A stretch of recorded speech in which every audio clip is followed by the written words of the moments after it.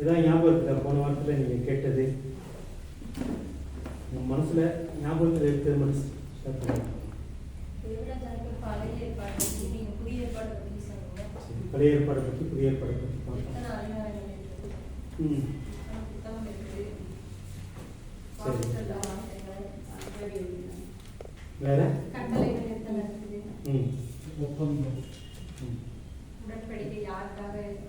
ஒப்பந்தத்தை பற்றி என்ன பார்த்தோம்?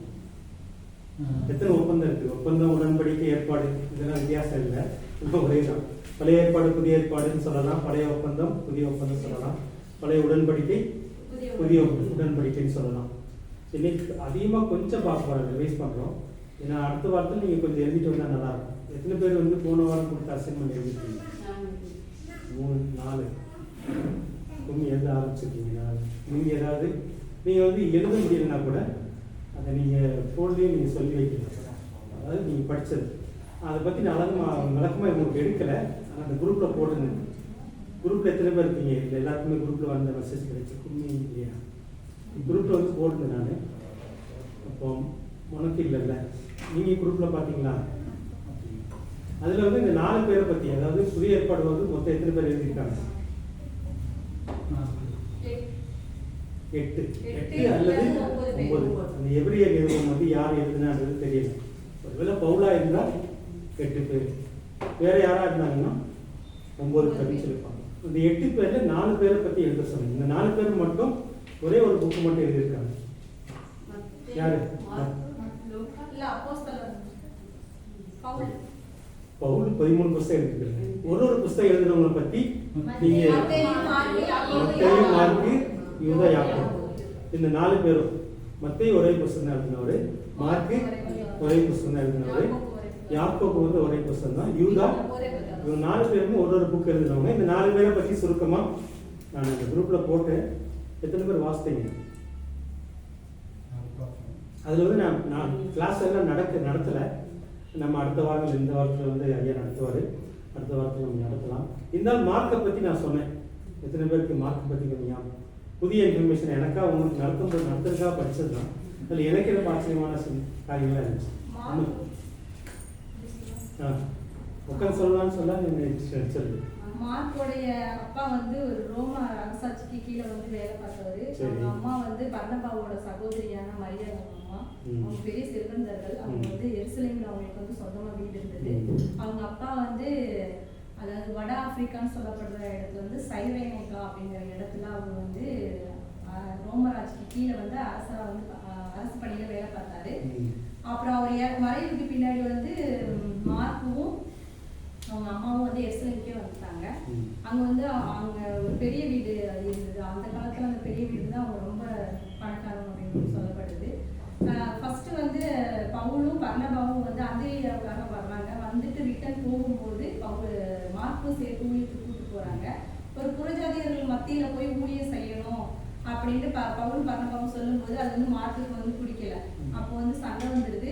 மார்க் வந்து அந்த ஃபர்ஸ்ட் தடவையே ஊழியத்துல இருந்து பின்வாங்கி எருசலேமுக்கு வந்துடுறாரு.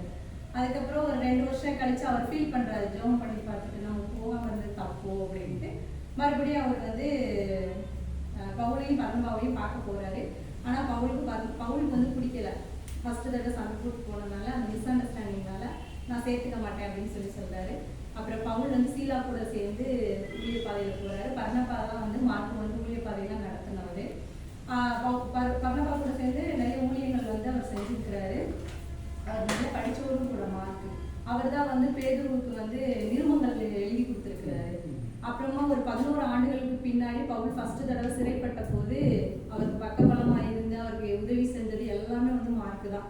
அப்போ வந்து இவர் வந்து என்னோட நல்ல ஒரு ஊழிய வீரன் அப்படின்னு வந்து பவுலால சொல்லப்படுறாரு மார்க். அதுக்கப்புறம் வந்து அந்த அவங்க அப்பா வேலை பார்த்தது, அதாவது எருசலேம்ல வந்து அலெக்சாண்ட்ரியா அப்படின்ற ஒரு சபையை ஒன்று நிறுவுறாரு. அவரு அது எருசலேம் இல்லை, அந்த இன்னொரு நாட்டுல இன்னொரு தேசத்துல அந்த சபை நல்லா வளர்ந்துருது. அதுக்கப்புறம் அவங்க அப்பா வேலை பார்த்த அந்த வட ஆப்பிரிக்காவுடைய அந்த சைரேனிகா பட்டணத்துக்கே போறாரு. ஆனா அங்க போய் ஊழியம் பார்க்கறது வந்து ரொம்ப கஷ்டமான ஒரு சூழ்நிலை. புறஜாதிகள் மத்தியில அவங்க வந்து கொன்றுவாங்க அப்படின்லாம் மிரட்டுறாங்க மார்க்குவை. ஆனாலும் மார்க்கு வந்து கிழக்கு வாசல் வழியா உள்ள போயிருந்தாரு. அங்க ஒரு செருப்பு தைக்கிற ஒரு தொழிலாளி உட்காந்துருக்கிறாரு. அங்க போகும்போது அவரோட செருப்போட அந்த வாறு வந்து அறுந்து போகுது. அப்போ அந்த தொழிலாளிகிட்ட கொடுக்கும்போது வந்து அந்த தொழிலாளி அந்த செருப்பை வந்து அந்த காலங்களில் ஆணி வச்சுதான் அடிச்சிருக்காங்க. செருப்புல ஆணி வந்து அவரோட கையில பட்டுது. அது வந்து நான் அந்த இதை எழுதும்போது எனக்கு தொட்டது வந்து கடவுளுடைய ஒரு வழியை வந்து அவர் உண்டு பண்ணி கொடுத்தாருன்ற மாதிரி தான் எனக்கு அந்த விஷயங்கள் தெரிஞ்சது. ஏன்னா அந்த இடத்துல மார்க் அற்புதம் பண்ணிட்டு நான் அப்பதான் கற்றுக்கிட்டேன். அந்த பொண்ணை உடனே அவர் ஆத்துறாரு. அதை பார்த்துட்டு இவர் எப்படிப்பட்டவரா இருப்பாரோ அப்படின்ட்டு அவர் வந்து ஒரு பாஷையில வந்து அந்த தொழிலாளி வந்து ஒரு பாஷையில கற்றுவாரு. அப்படின்னா கடவுள் ஒருவரே அப்படின்னு அர்த்தம். அது வந்து அரேபிய மொழியா ஏதோ ஒரு மொழி போட்டிருந்தது. அப்போ உடனே அவர் அவங்க வீட்டுக்கு கூட்டு போயிட்டு அந்த ஃபேமிலி, அந்த செருப்பு தைக்கிற ஃபேமிலி ஃபுல்லுமே வந்து மார்க்குவால வந்து ஞானஸ்தானம் பெற்றிருக்கிறாங்க. அதுக்கப்புறம் வந்து அவர் தான் வந்து அலெக்சாண்ட்ரியா சபையில வந்து பேராயரா, 2வது பேராயரா வந்து இருந்தார் அந்த செருப்பு தைக்கிற தொழிலாளி. அதுக்கப்புறம் சைரேனியா பட்டணத்துக்கு போறாரு. அப்புறம் அங்கிருந்து திருப்பி மறுபடியும் எருசலேமுக்கு வந்துடுறாருன்னு நினைக்கிறேன். அது மறுபடியும் எங்க வந்தாருன்றது எனக்கு தெரியல. அமுதா சொல்றதெல்லாம் பைபிள்ல இருக்குதா? இன்னும் முடிக்கல. அதுக்கப்புறம் அவர் மறுபடியும் எருசலேமுக்கு வந்துடுறாருன்னு நினைக்கிறேன். அப்போ யூதர்களுக்கும் கிறிஸ்தவர்களுக்கும் அந்த காலங்களில் வந்து ரொம்ப சண்டைகள் நடந்துட்டு இருக்குது. மார்க்கை வந்து எப்படியாவது கொன்றணும் அப்படின்னு வந்து திட்டம் தீட்டிட்டு ஒரு குரூப் இருக்குது. அந்த குரூப் வந்து புறஜாதியர்கள் குரூப்பு. அப்போ வந்து 2 பண்டிகை வருது. பஸ்கா பண்டிகையும் செராபிக்ஸ், புறஜாதியரோட செராபிக்ஸ் பண்டிகை அப்படின்னு ஒரு பண்டிகை வருது. அப்போ அவங்க வந்து அந்த சபையில உட்காந்து ஜெபம் பண்ணும்போது நம்ம ஆர்எஸ்எஸ் எப்படி இப்போ நம்ம கிறிஸ்தவர்களை இது பண்றாங்களோ அது மாதிரி வந்து சபைக்குள்ள போய் மார்க்கை தரன்னு வெளியே இழுத்துட்டு வந்து அவரை ஒரு இடத்துக்கு கூட்டு போய் அந்த செராபிக்ஸ் பண்டிகை கொண்டாடுற அந்த இடத்துக்கு கூட்டு போய் துணியால சுத்தி அவரை தீ வச்சு கொளுத்திடுறாங்க. கொளுத்துன பின்னாடி மறுபடியும் அவரை அணைச்சிடுறாங்க.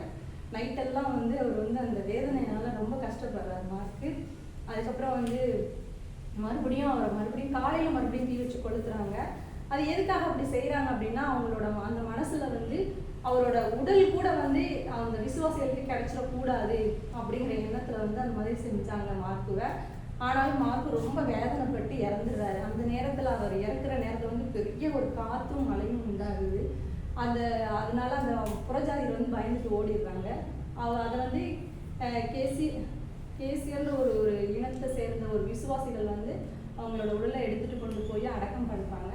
அந்த அடக்கம் பண்ணப்பட்ட உடலையும் கூட அவங்க அந்த மண்டை ஓட்டை திருடிட்டு போயிடுறாங்க. அரேபியர்கள் திருடிட்டு போய் அரேபிய ஆளுநர்கிட்ட கொடுக்குறாங்க. அப்புறம் அது வந்து ஹார்போட்டிக் பெஞ்சமின் அப்படின்னு ஒருத்தவர்கிட்ட அந்த மண்டை ஓட்டு போய் சிக்கிது. திருப்பி மறுபடியும் அந்த மண்டை ஓட்டை தேடி விசுவாசிகள் வந்து போய் வெனிஸ் நகர்ல போய் அங்கிருந்து எடுத்துட்டு வராங்க அந்த மண்டை ஓட்டை. அதை எப்படி கொண்டு வந்தாங்கன்னா ஒரு பெரிய ஊறுகாய் ஜாடிக்குள்ள போட்டு அந்த மண்டை ஓட்டை வந்து பத்திரப்படுத்தி கொண்டு வந்து அதுக்கப்புறம் எருசலேம்ல புனித மார்க் அப்படின்ற ஒரு ஆலயம் கட்டி அந்த ஆலயத்துக்கு கீழே அவரோட மற்ற எலும்புகள் அந்த மண்டவோடு எல்லாருமே பத்திரப்படுத்தி வைக்கிறாங்க.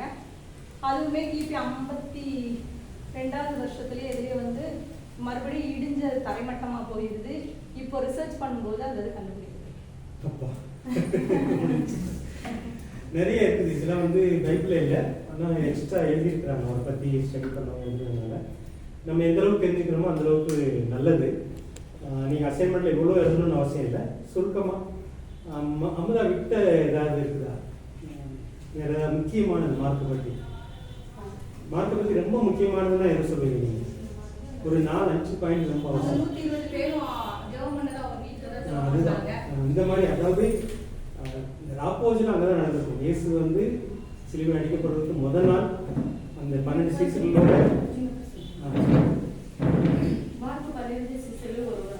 இயேசுவோடும் அவருடைய சீசர்களுடன் நெருக்கமாக இருந்தவர். இவர் இயேசுவின் நலத்திலே குடியிருந்தவர்.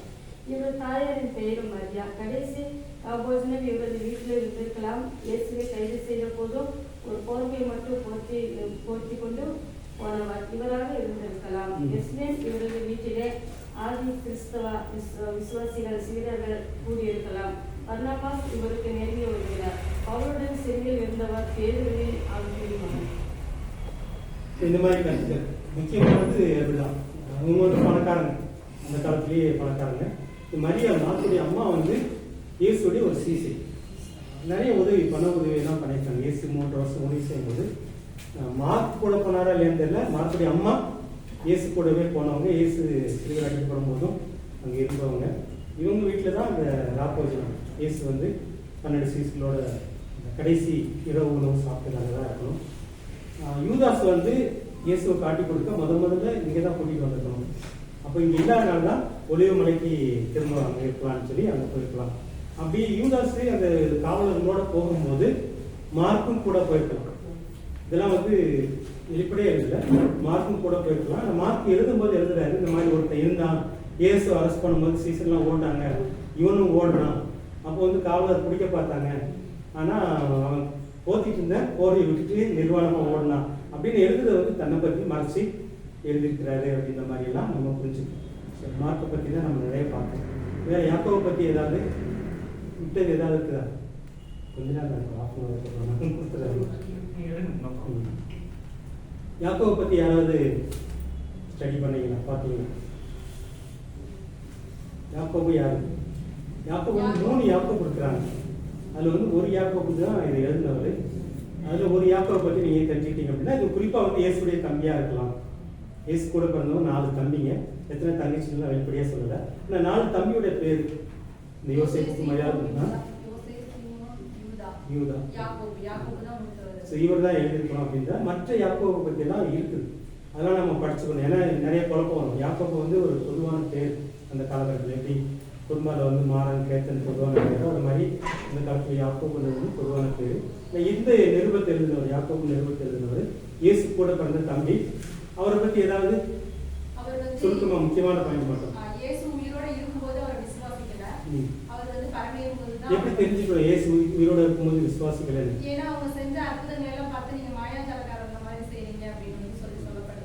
மாயாஜாலன்றதுல ஒரு யோவான்ல ஒரு வசனம் வருது. இயேசு எருசலேம்ல வந்து பண்டிகை நடக்குது.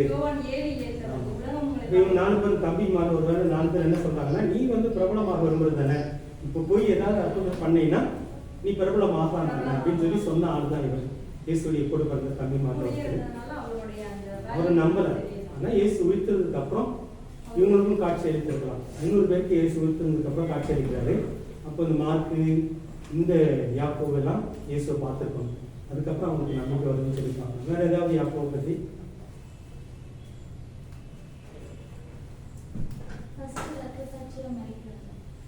ரொம்ப முக்கியமானது உண்மையை அதை கரெக்டாக பாயிண்ட் அவுட் பண்ணிட்டேன். இந்த 12 பேர்ல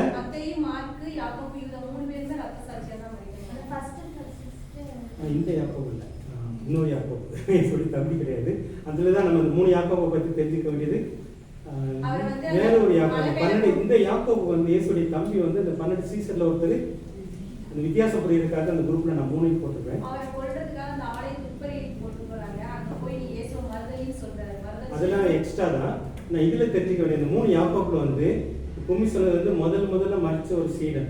இந்த 12 பேர்ல மறிச்ச சீடன் வந்து யாக்கோபு. அது எந்த யாக்கோபு? இந்த நிருபத்தை எழுதின யாக்கோபு கிடையாது. இந்த யோவானுடைய அண்ணன் தம்பி, யோவானுடைய அண்ணன் தம்பியார், யோவானுடைய அண்ணன் யாக்கோபு யோவான் வரும். இயேசு கூட 12 சீசன் இல்லை, முதல் வர 4 பேர்ல ஒரு சீசன். ஸோ இந்த யாக்கோபு தான் யோவானுடைய. இவங்க இயேசுக்கு வந்து 12 சீசன்ல 3 பேர் ரொம்ப முக்கியமானவங்க. அவங்க யாரு? யாக்கோபு, யோவான், பேதுரு. இந்த 3 பேர் வந்து க்ளோஸ். இந்த 12ல 3 பேர் க்ளோஸ். அதுல ஒரு யாக்கோபு. இந்த யூதா, இந்த யாக்கோபு நிருபத்தை எழுதினவர் இவர் கிடையாது. ஸோ இதுக்காக அந்த வித்தியாசங்களை நம்ம தெரிஞ்சுக்கிறார். இந்த 12 சீசன்ல முதல் மறிச்சவர் வந்து யாக்கோபு. அவர் வந்து அந்த 12 சீசன்ல ஒருத்தர். ஆனால் இந்த நிருபத்தை எழுதினவர் வந்து அவர் கிடையாது. உண்மையை புரிஞ்சுக்கிறதா அந்த வித்தியாசம்? அதுக்காக அந்த 3 யாக்கோபை பற்றி போட்டிருக்கோம். வேற இந்த 4 பேரை பற்றி, மார்க்கை பற்றி கொஞ்சம் பார்த்தோம். யாக்கோபை பற்றி அடுத்தியாரு யூதா, இன்னொரு தெரியாது மத்தேயு. இந்த 2 பேரை பற்றி வேற யாராவது சொல்லுங்க பார்க்கலாம்.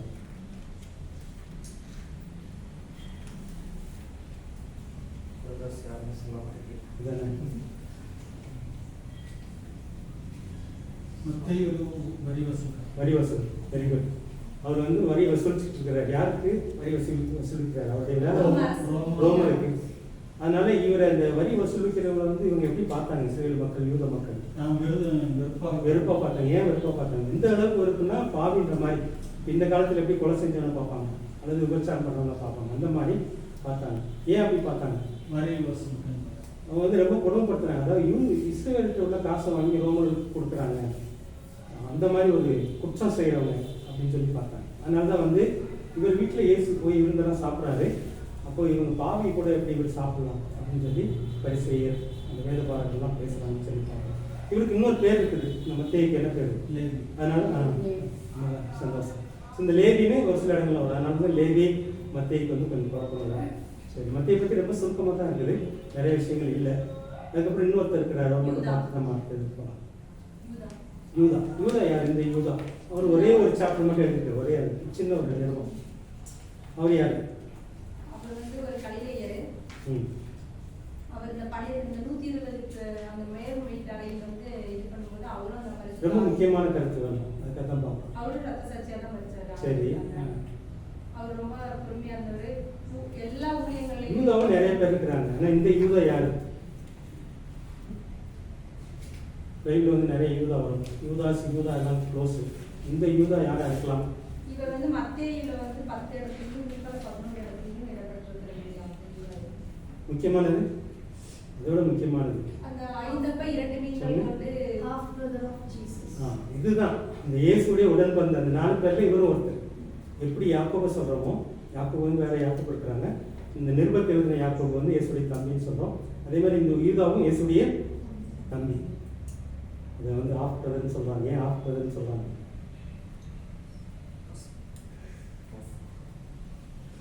ஏன் ஆஃப் பிரதர்? கசின் சொல்லுவாங்க. இயேசுக்கு அப்பா யாரு? யோசேப்பு. இது தெரிஞ்சுக்கோங்க. இயேசுக்கு அப்பா வந்து இதாதான், அப்பா தான், நமக்கு அப்பா தான். யோசேப்புக்கு, அதாவது யோசேப்புக்கு பிறந்தவங்க, யோசேப்பு மரியாதைக்கு பிறந்தவங்க 4 தம்பி மாதிரி. இவங்க எப்படி இயேசுடைய தம்பின்னு சொல்றான் அப்படின்னா, இயேசு வந்து யோசேப்புக்கு மரியாதைக்கும் பிறக்கல, மரியாதை வயிற்றுல பிறந்தாரு, ஆனா அப்பா வேற. ஆனா இந்த 4 பேர், இந்த யூதா, இந்த யாக்கோபுன்றவங்கலாம் இயேசுடைய தம்பின்னு எப்படி சொல்றேன்னா, இயேசு தான் தலைப்பில்லை மரியாதைக்கு, ஆனா யோசேப்புக்கு வந்து அவர் பிள்ளை கிடையாது. ஆனா அதுக்கப்புறம் பிறந்த பிள்ளைகளுக்கு யோசேப்பும் யாக்கோபும் மரியாதையும் இந்த யோசேப்பு சேர்ந்து பார்க்கணும்னு சொல்லுவாங்க. அந்த இதுதான் முக்கியமானது. வந்து யூதா வந்து ஒரே ஒரு சின்ன நிருபத்தை எழுதுறாரு, அவர் வந்து இயேசுடைய தம்பியா இருக்கலாம், கொடுக்கணும், இல்லை நிறைய இதெல்லாம் இருக்குது அப்படின்னு சொல்லி பார்க்கணும். இந்த 4 பேரை பற்றி சுருக்கமாக தெரிஞ்சுக்கிறோம். மார்க்கு, மத்தேயு, யாக்கோபு, யூதா. அப்புறம் பழைய உடன்படிக்கைக்கும் புதிய உடன்படிக்கைக்கும் ஒரு சின்ன காரியங்களை நம்ம தியானிச்சோம், அது மட்டும் பார்த்துக்கணும், ஐயா கையில் கொடுக்கலாம். மொத்தம் இந்த செமஸ்டர் வந்து 5 பாடம் நம்ம முடிக்க போகிறோம். அதில் வந்து போன வாரத்தில் 2 பாடத்தை நம்ம நடத்தோம். அதில் வந்து 2 பாடத்தில் ஓட்டி சர்வேன்றது வந்து அந்த தேவராஜன் நடத்துனாங்க. பழைய ஏற்பாடு ஒரு கண்ணோட்டம், ஒரு சுருக்கமான கண்ணோட்டம், புதிய ஏற்பாடு ஒரு சுருக்கமான கண்ணோட்டம்னு சொல்லி நான் நடத்துகிறேன். இந்த வாரத்தில் ஐயா 2 பாடம் நடத்துவாங்க. அதாவது பேசிக் கிறிஸ்டியன் டாக்டரின், கிறிஸ்தவ அடிப்படை உபதேசங்கள் ஒரு பாடம், அதை நீங்கள் படிக்க போறீங்க. இன்னொரு பாடம் வந்து வேதாகமத்தை முறையாக கற்றுக்கொள்வது எப்படி அப்படின்றது இன்னொரு பாடம். இது தவிர நற்செய்தி பார்க்க போகிறோம். அதுதான் நம்ம நிறைய பிரபு வந்து நடத்துவார். வந்து 5 பாடம், பழைய ஏற்பாடு ஒரு கண்ணோட்டம், புதிய ஏற்பாடு ஒரு கண்ணோட்டம், வேதாகமத்தை கற்றுக்கொள்வது எப்படி, அப்புறம் அடிப்படை உபதேசங்கள், அப்புறம் நற்செய்தி நூல். நற்செய்தி நூலில் 2 புக்கை நம்ம செலக்ட் பண்ணியிருப்போம், மார்க்கும் யோவானும் நம்ம படிப்போம்.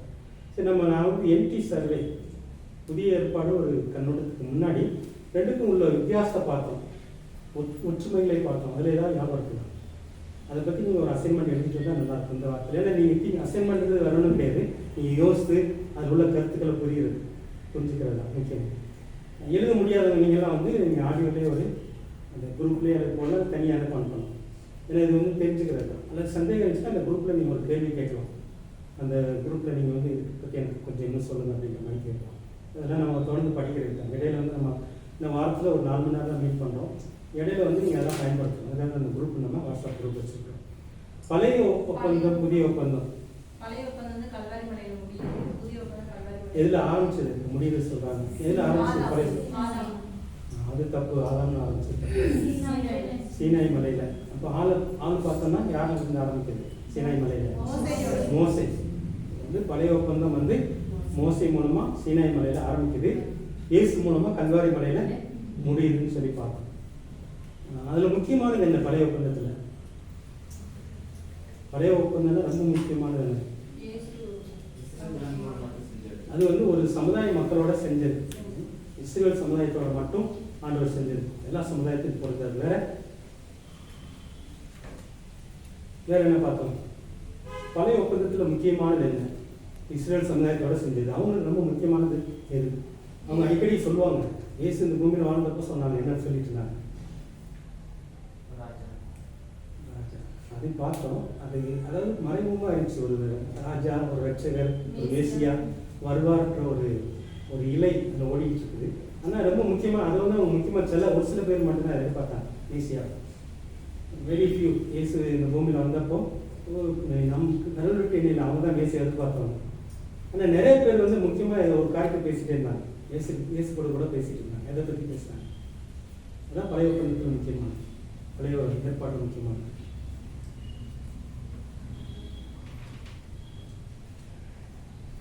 அது என்னது? சுருக்கமாக பார்த்துட்டு மாட்டேப்போ இல்லை, நான் ரொம்ப நேரம் தெரிஞ்சேன். அது உங்கள் மனசில் கிளிக் ஆகும்.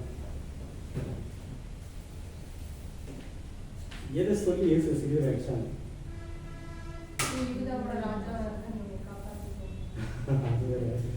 அதாவது அந்த குற்றச்சாட்டு அவங்களுக்கு எது முக்கியமாக இருந்துச்சுன்னா, மோசே எழுதி கொடுத்த கட்டளை பிரமாணம் தான் முக்கியம். பழைய ஏற்பாட்டு வந்து பிரமாணம் தான்.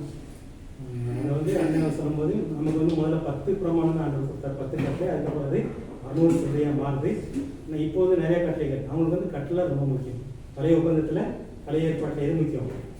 கட்டளை ரொம்ப முக்கியம்.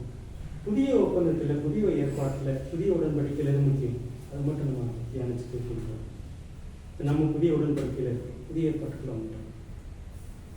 இதில் எது முக்கியம்? பழைய இதில் வந்து கட்டளை முக்கியம். அதெல்லாம் அங்கேயும் ஆவியானவங்க இறங்கி வந்து கட்டளை கொடுக்குறாரு. அவங்களுக்கு வந்து அந்த பஸ்கா அனுசரித்து 50வது நாளில் சீனாய் மலையில் ஆவியானவர் இறங்கி வந்து கட்டளை கொடுக்குறாங்க. கட்டளை முக்கியம் அவங்களுக்கு. நமக்கு வந்து இந்த ராப்போஜன், அவங்க 12 பேர் கூட சேர்ந்து இயேசு ராப்போஜனத்தை முடிச்சுட்டு சிலுவையில் அடிக்கப்படுறாரு. மறுநாள் 3ஆம் நாள் உயிரோடு எழுந்திக்கிறாரு. 40 நாளுக்கு தரிசனம் காமிக்கிறாரு. 50வது நாள் ஒரு காரியம் நடக்கும். அதுதான் புதிய ஒப்பந்தத்தில், புதிய ஏற்பாட்டில் ரொம்ப முக்கியமான இந்த சம்பவங்கள் வந்து அவங்க மனசில் இருக்கிறதுக்காக நான் சொல்கிறேன். எது முக்கியம் நமக்கு? ஆவியானவர் நடத்துறது. அங்கே இறங்கி வரும்போது ஒரு சம்பவம் நடக்குது. விசுவாசம் அரசியலும் முக்கியம், கிறிஸ்துவம் முக்கியம். அதை நம்ம இன்னொரு நாள் பார்க்க போகிறோம். விசுவாசம் வந்து இல்லாமல் கடவுளை பிரியப்படுத்த முடியாது. ஆனால் ஆவியானவர் ரொம்ப முக்கியம். இந்த ஆவியானவர் 120 பேர் மேலே இறங்கி வரும்போது எப்படி அவங்களுக்கு காட்சி அளித்தார்.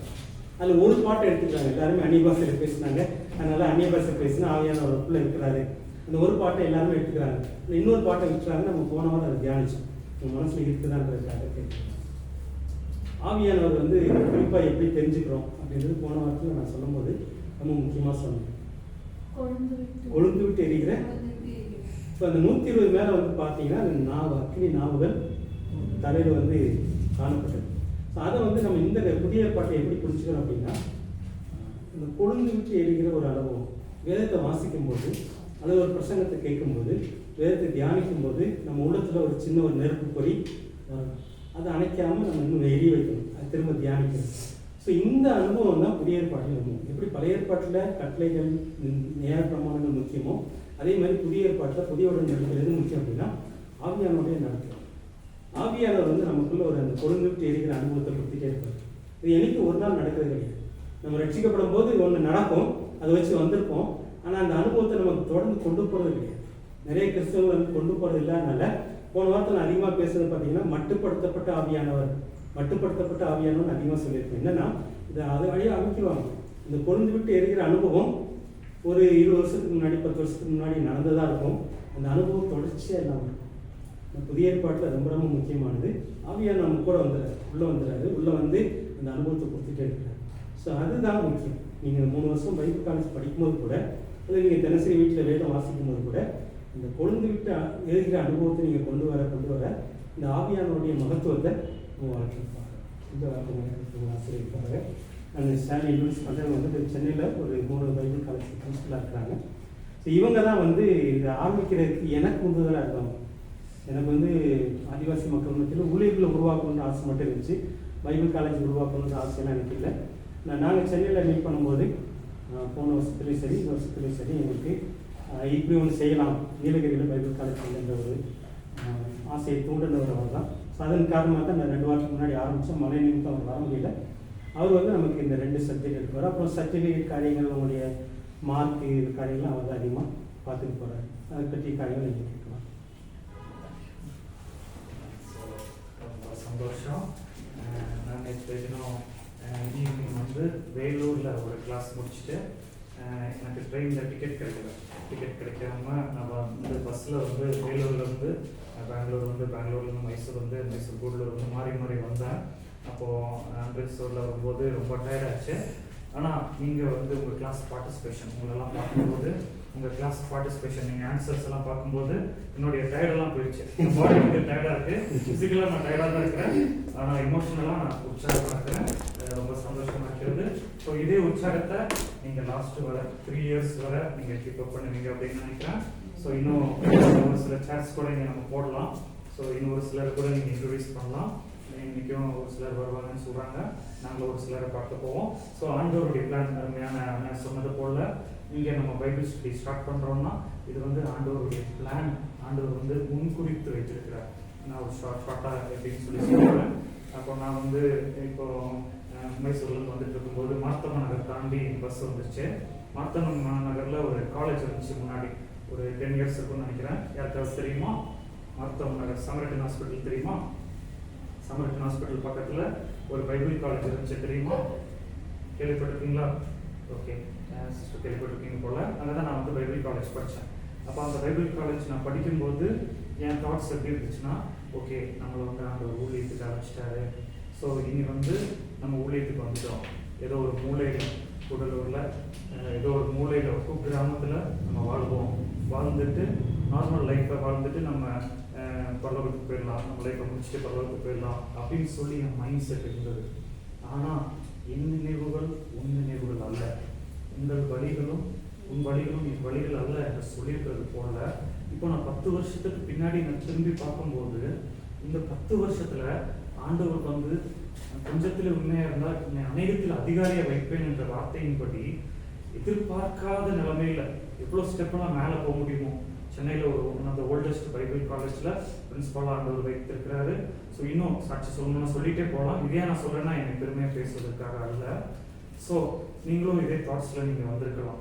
சரி ஏதோ சாட்டர்டே வந்து நேரம் போக மாட்டேங்குது, சரி இங்கே வந்து உட்கார்ந்துருக்கலாம், ஒரு 1 day ஸ்பெண்ட் பண்ணலாம் அப்படின்னு நீங்கள் தாட்ஸில் வந்திருக்கலாம். இல்லைனா சரி ஊழியத்துக்கு வந்துட்டோம், 4 வருஷம் போட்டோம், குறைச்சி தானே ஆகணும் அப்படின்னு கூட சில பேர் சொல்லுவாங்க. ஸோ அப்படின்னு பல விதமான சிந்தனையில் நம்ம வந்திருக்கலாம். ஆனால் ஆண்டவர் வந்து ஒரு நோக்கத்தை வைத்திருக்கிறாரு. ஆண்டவருடைய பர்பஸ் இல்லாமல் பிளான் இல்லாமல் யாரும் இந்த இடத்துக்கு வர முடியாது, இந்த இதுக்குள்ளே வந்திருக்க முடியாது. நீங்கள் வந்து நீங்கள் வெளியே போகும்போது நம்மளுடைய பிளானோட தான் நீங்கள் வெளியே போவீங்க. அது எல்லாமே இந்த பைபிள் காலேஜ் ஆசீர்வதிப்பாராக. இப்போ அருமையான அண்ணனை பற்றி சொல்லணும்னா, நான் வந்து பிடிஹெச் படிச்சுட்டு இருந்தேன். இங்கே படிச்சுட்டு இருக்கும்போது ஃபைனல் இயரில் எங்களுக்கு அசைன்மெண்ட் ரெடி பண்ணணும். அசைன்மெண்ட் ரெடி பண்ணணும்னு சொல்லி அப்போ எங்ககிட்ட கம்ப்யூட்டர்லாம் கிடையாது. கூடலூர்லேயும் நெட்டு சென்டர்லாம் கம்மியாக தான் இருந்தது அந்த டைம், 12 years முன்னாடி. ஸோ அண்ணன் வந்து இங்கே பக்கத்தில் ஒரு ஆஃபீஸ் வச்சுருந்தாங்க, கீழே ஒரு ஆஃபீஸ் வச்சுருக்கும்போது அந்த ஆஃபீஸில் போய் நான் உட்காந்து 1 day ஃபுல்லாக மார்னிங்லேருந்து ஈவினிங் வரை உட்காந்து அந்த அசைன்மெண்ட் முடிக்க அந்த கிருபை செய்கிற அண்ணனுடைய ஒர்க்கெல்லாம் கேள்விப்படும்போது அவங்க ட்ரைபல் மத்தியில் செய்கிற ஊழியம் அந்த பைபிள் டிரான்ஸ்லேஷன் பற்றியெல்லாம் பகிர்ந்து கொண்டாங்க. அப்போ ஆண்டவர் வந்து அப்போவே ஒரு பாயிண்ட் வச்சுட்டார், ஃபியூச்சரில் நீங்கள் 2 பேரும் இணைந்து பைபிள் காலேஜ் நடத்துவீங்க அப்படின்னு சொல்லி. அது அன்னைக்கு 12 years முன்னாடியே ஒரு சின்ன புள்ளி, அந்த புள்ளி பெரிய கோடா மாறும்னு சொல்லி எனக்கு தெரியாது, அண்ணனுக்கும் தெரியாதுன்னு நினைக்கிறேன். ஆனால் ஆண்டவர் வந்து அப்போவே இணைக்கிறார். ஸோ சாட்சி சொல்லணும்னா சொல்லிக்கொண்டே போகலாம். இதே போல் பல காரியங்கள் இருக்கிறது. ஸோ நீங்கள் வந்து இங்கே ஆக்சிடெண்ட்டாக வரலை, யதார்த்தமாக வரல, ஆண்டவர் வந்து உங்களை கூட்டிகிட்டு வந்திருக்கிறாரு. கூட்டிகிட்டு வந்து நீங்கள் வெளியே போகும்போது நீங்கள் அனைவருக்கும் பிரச்சனையாக இருப்பீங்க. அண்ணன் கிளாஸில் சொன்னது போல் பரிசுத்தாவியின் நிறைவோட கொழுந்து விட்டு எரிந்து, பரிசுத்தாவியானவர் ஏன் நமக்கு கொழுந்து விட்டு எரியணும்னா அது நான் இன்னொரு பாயிண்ட் எக்ஸ்ட்ரா ஆட் பண்ணுறேன், சொல்லுங்கள். ஆவியானவரை நம்ம பெற்றிருக்கிறோம், நம்ம உள்ளம் வந்து கொழுந்து விட்டு எரியுது. எரிந்து முடித்த உடனே வீட்டுக்கு போன உடனே நம்ம அதை அணைச்சி அப்படியே வீட்டில் உட்கார வச்சுக்கணுமா எப்படி? அதன் மூலமாக நம்ம என்ன செய்ய வேண்டும்? எரிஞ்சிட்டே இருக்குமா? ஓகே, எரிஞ்சு கொதிச்சுட்டே அதோட அவுட்கம் என்ன? அவுட்கம் அதன் மூலமாக என்ன நடக்க வேண்டும்? மற்றவங்களை பற்றி படிக்க வேண்டும். நமக்கு உள்ள வந்து மற்றவங்களை நம்ம யூஸ்ஃபுல்லாக இருக்க வேண்டும், சுவிசேஷத்தியாக மாற வேண்டும். நான் என்ன சொன்ன பாயிண்டோடைய கண்டினியூஷன் அது. சுவிசேஷம் அறிவிக்கிறது தான் பரிசுத்த ஆவியானவர். ஸோ நான் என்ன பண்ணல, இருந்தாலும் ஒரு வாசனத்தை மாத்திரம் வாசித்து விட்டு இன்ட்ரோடக்ஷனுக்கு போகலாம். இன்னைக்கு ரொம்ப நான் வந்து கோர்ஸ் போடணும் அப்படின்னு சொல்ல மாட்டேன். இன்னைக்கு வந்து நான் என்ன யோசிச்சுட்டு வந்தேன்னா, நம்ம 3 வருஷம் நம்ம ட்ராவல் பண்ண போகிறோம், ஒன்றா ட்ராவல் பண்ண போகிறோம், வாரத்துக்கு ஒரு நாள் ஒருத்தர் பார்க்க போகிறோம். ஸோ உங்களை பற்றி எங்களுக்கு தெரிஞ்சிருக்கணும், எனக்கு மெயினாக எனக்கு தெரிஞ்சுக்கணும். சென்னையில் எங்கள் ஒரு கூடலூர் தான், ஆனால் இப்போ நான் சென்னையில் இருக்கிறோம், சென்னையில் செட்டில் ஆகிட்டு இருக்கிறோம். ஸோ உங்களை பற்றி எங்களுக்கு தெரிஞ்சிருக்கணும், எங்களை பற்றி உங்களுக்கு தெரிஞ்சிருக்கணும். ஸோ அப்போ தான் நம்ம 3 வருஷம் வந்து நம்ம நல்லா ட்ராவல் பண்ண முடியும். இந்த வசனத்தை மாத்திரம் வாசித்து விட்டு நம்ம அடுத்த இன்ட்ரோடக்ஷன் செஷனுக்குள்ள கடந்து செல்வோம். நமக்கு எல்லாம் தெரிந்த வசனம் அப்போஸ்தல நடவடிக்கைகள் புஸ்தகம் 1ஆம் அதிகாரம் 8ஆம் வசனம். மனப்பாடமே ஒரு சிலர் தெரிஞ்சிருக்கும்னு நினைக்கிறேன். அப்போஸ்தலர் 1:8 வாசிங்க. பரிசுத்த ஆவி உங்களிடத்தில் வரும்போது நீங்கள் பெலனடைந்து எருசலேமிலும் யூதேயா முழுவதிலும் சமாரியாவிலும் பூமியின் கடைசி பரியந்தம் எனக்கு சாட்சிகளாய் இருப்பீர்கள் என்றார். ஆமென். பரிசுத்த ஆவியானவர் உங்களிடத்தில் வரும்போது நீங்கள் பலனடைந்து, முதலாவது நம்ம என்ன செய்யப்படணும்னா, நம்ம வந்து பலனடைய வேண்டும். நமக்கு ஆட்டோமேட்டிக்காக ஒரு தைரியம் வரும். ஆவியானவர் நம்மை நிரப்பும் போது நம்மை அறியாமையே ஒரு தைரியம், பலன் நம்ம மேலே வரும். பலன் வரும்போது எருசலேம்னா என்ன அர்த்தம்? நம்ம எருசலேம் சாட்சி சொல்ல போறோமா? எருசலேம் போயிடலாமா? சாட்சி சொல்றது போயிடலாமா? ஃப்ளைட் டிக்கெட் யார் போடுவோம்? ஓகே, எருசலேம்ல என்ன அர்த்தம்? நம்ம கான்டெக்ஸ்ட்ல என்ன அர்த்தம்? பைபிள் நம்ம படிக்கிறது வந்து, பைபிள் எழுதப்பட்டது வந்து 2000 வருஷத்துக்கு முன்னாடி எழுதப்பட்டது, சரிங்களா? ஸோ இந்த எழுதப்பட்ட புஸ்தகத்தை இன்னைக்கு எப்படி நம்ம அப்ளை பண்றோம், அதுதான் பைபிள் காலேஜோட ஒரு முக்கிய நோக்கம்.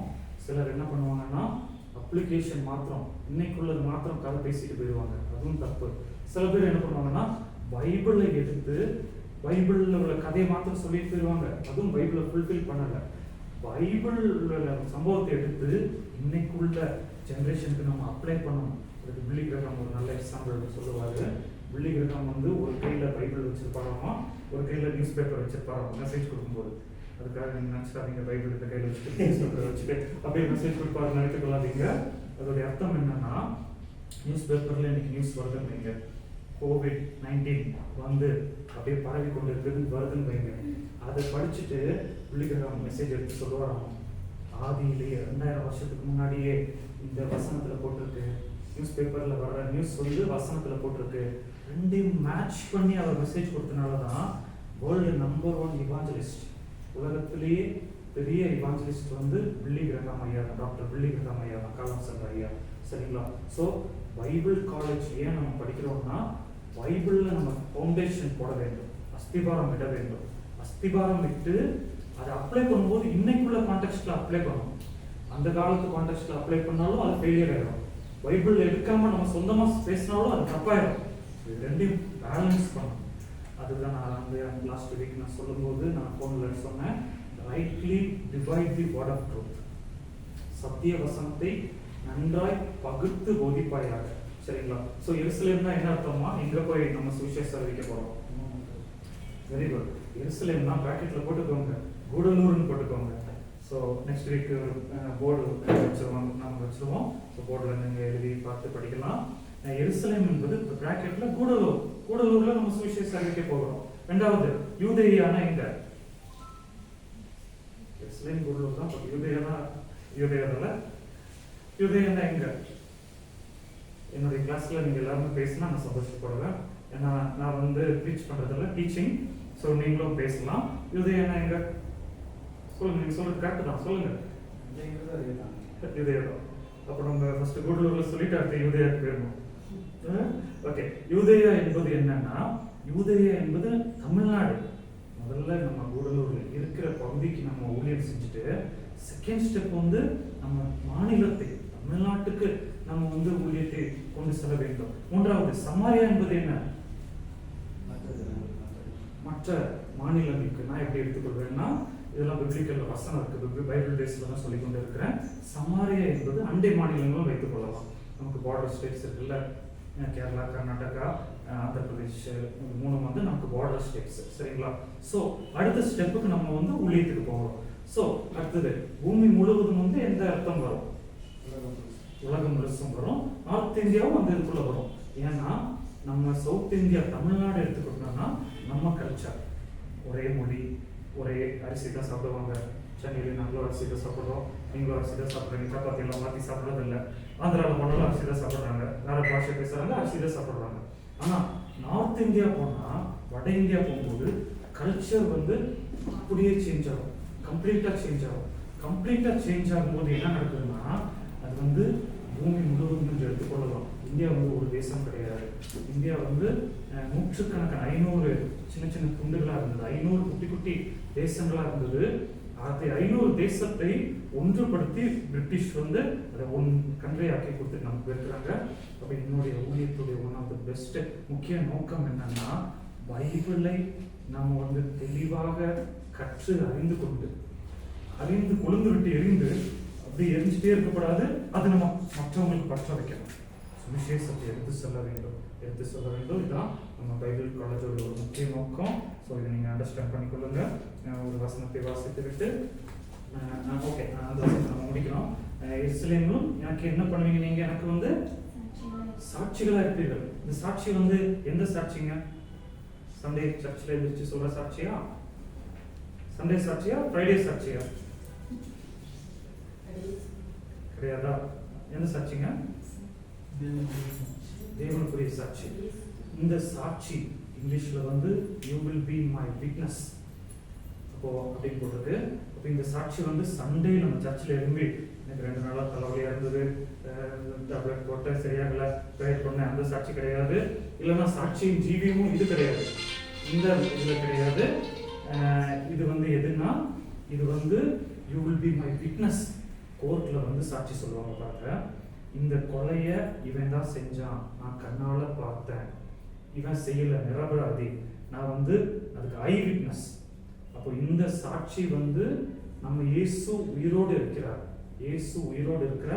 அதற்கு என் லைஃப் மூலமாக நான் ஐ விட்னஸ். ஸோ இந்த சாட்சியோட அர்த்தம் இருக்குதுங்க. பைபிள்ல ஒவ்வொரு வார்த்தைக்கும் ஒரு பின்னணி இருக்கு, ஒரு பேக்ரவுண்டு, ஒரு கான்டெக்ஸ்ட் இருக்கிறது. ஸோ இந்த சாட்சிக்கு அர்த்தம் வந்து ஐ விட்னஸ். இயேசு உயிரோடு இருக்கிறாங்க. எப்படி நாங்கள் நம்புறது? என் லைஃப்பை பார்த்துக்கோங்க. நான் குடிச்சிட்டு இருந்தேன், நான் வந்து பல விதமான பாவ பழக்கத்தில் இருந்தேன், நான் வந்து இயேசுக்குள்ள வந்த என்னை விடுதலையாக்கினார், அதுக்கு நான் சாட்சி, உயிருள்ள சாட்சி. சரிங்களா? புரிஞ்சுதா? ஓகே. இதில் ஏதாச்சும் டவுட்ஸ் இருக்கா உங்களுக்கு? டவுட்ஸ் இருந்தால் நீங்கள் கேட்கலாம். ஓகே, டவுட்ஸ் இல்லைன்னா நம்ம அடுத்த செஷனுக்குள்ளே போகலாம். ஃபர்ஸ்ட் ஒரு 10 minutes வந்து நம்மளை பற்றி ஒரு இன்ட்ரோடக்ஷன் நம்ம சொல்லிடலாம். ஸோ ஒவ்வொருத்தராக நீங்கள் எழுந்திருந்து நீங்கள் உங்கள் நேம் என்ன, நீங்கள் என்ன படிச்சிருக்கிறீங்க, படிக்க சொல்லணும்னா சொல்லலாம், இல்லைனா நீங்கள் படிக்க சொல்ல நீங்கள் சொல்ல வேண்டாம். நீங்கள் என்ன ஒர்க் பண்ணுறீங்க, எதுக்காக இந்த பைபிள் காலேஜ் நீங்கள் வந்திருக்கிறீங்க, நீங்கள் ஓப்பனாக சொல்லலாம்.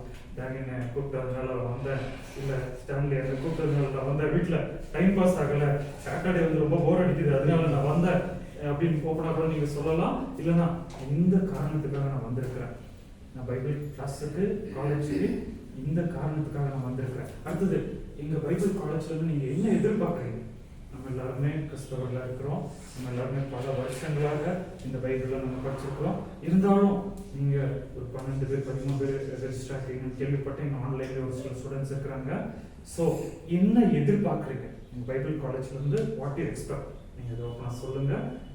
உங்களை பற்றி இன்ட்ரடக்ஷன் சொல்லுங்கள். மேக்ஸிமம் ஒரு 3 நிமிஷத்தில் முடிச்சிருங்க. இல்லை 10-12 பேர் இருக்கிறோம், எல்லாரும் 10-10 நிமிஷம் எடுத்தீங்கன்னா அப்புறம் நான் அப்படியே சென்னைக்கு போயிடணும், வந்த பர்பஸ் வந்து நிறைவேறாது. ஒரு 3 minutes எடுத்து, மேக்ஸிமம் 3 minutes எடுத்து சொல்லுங்கள். எங்கேருந்து ஸ்டார்ட் பண்ணலாம்? முன்னாடி ஸ்டார்ட் பண்ணலாமா, பின்னாடி ஸ்டார்ட் பண்ணலாமா? பின்னாடி இருந்து பண்ணிடலாமா? ஏன்னா முந்தினோர் ஆகி வருவீங்க.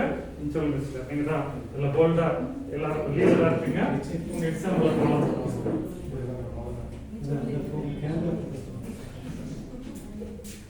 என்னோட பேர் அமுதா, ஹஸ்பண்ட் பேர் ஆல்வி. நாங்கள் நிர்மன் சொசைட்டின்ற ஒரு ஆர்கனைசேஷனில் நம்ம பைபிள் மற்றும் பெட்ட குடும்ப மக்களுக்கு வேலை பார்க்குறோம். அதுக்காக தான் நாங்கள் கூடலூர் வந்தோம். நான் பைபிள் கிளாஸ் எம்காம் இருக்கேன். பைபிள் கிளாஸ்க்கு எதுக்காக வந்தேன் அப்படின்னா, வீட்டில் உட்காந்து பைபிள் படிக்க முடியலை, சரி கிளாஸுக்கு போனாலாவது ரெகுலராக பைபிள் வாசிக்க முடியும் அப்படிங்கிறதுக்காக பைபிள் கிளாஸ். வீட்டில் உட்காந்து படிக்க முடியல, கிளாஸுக்கு வந்து படிப்போம். ஆனால் வீட்டிலே போய் படிக்கணும், இங்கே கொஞ்சம் தான் படிக்க முடியும். ஓகே, காட் உங்கள் பர்பஸ் நிறைவேற்றுவாங்க. ஓகே, இந்த பைபிள் கோர்ஸ் படித்து என்ன பண்ண போகிறீங்க? படித்து முடிச்சுட்டு என்ன பண்ண போகிறீங்க? மறுபடியும் கூடி வச்சு போகிறீங்களா? நம்ம கற்றுக்கிட்டதை மற்றவங்களுக்கும் சொல்லிக் கொடுக்கணும். Okay, very good. நம்ம எல்லாம் சிஸ்டர் கிளாப் பண்ணுவோம். அந்த பர்பஸை நிறைவேற்றி தருவாங்க. அடுத்தது அப்படியே சொல்லுங்கள். அடுத்த யார் இருக்கீங்க? நீங்களா டிவியில் வருவீங்க, நீங்கள் சொல்கிற காரியங்கள் எல்லாம் வரும் டிவியில். ஓகேங்களா?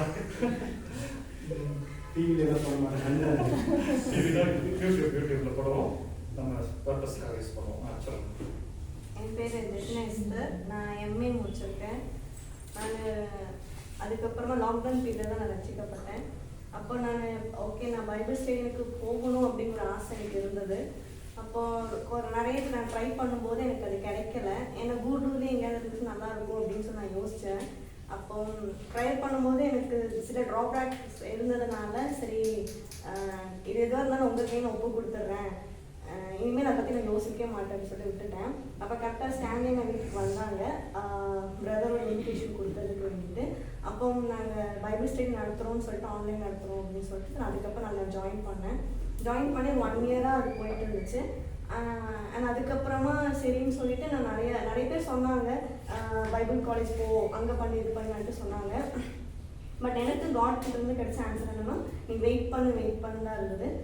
அப்போது இப்போ ரீசெண்டாக கொஞ்ச நாள் கழிச்சு தான் எனக்கு கால் பண்ணி அது ஒரு பொண்ணு எனக்கு இன்ஃபார்ம் பண்ணான். அப்போ நான் யோசித்தேன், வெயிட் பண்ணி நம்மளா போய் நம்ம தேடுறதை விட ஆண்டவர் வெயிட் பண்ணணும்னு சொல்லிட்டு அதுவாக கிடைக்கும்போது அது ஒரு பெரிய ஒரு இதாக தான் இருந்தது. எனக்கு அது ரொம்ப சந்தோஷமாக இருந்துச்சு.